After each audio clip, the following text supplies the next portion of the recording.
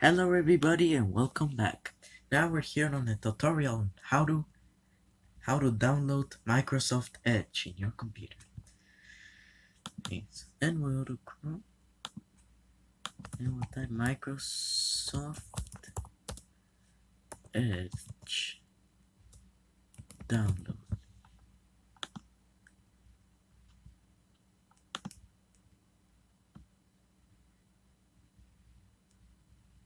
And then you click here. And these are the agreement.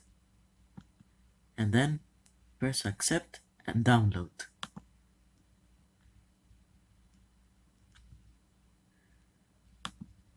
And there you go.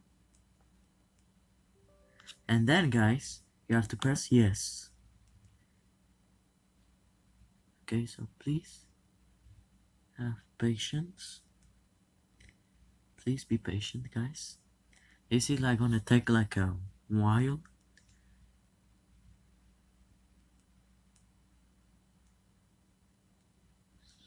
So, gotta wait. It's installing. And there you go. And there you go, guys. You have it right here.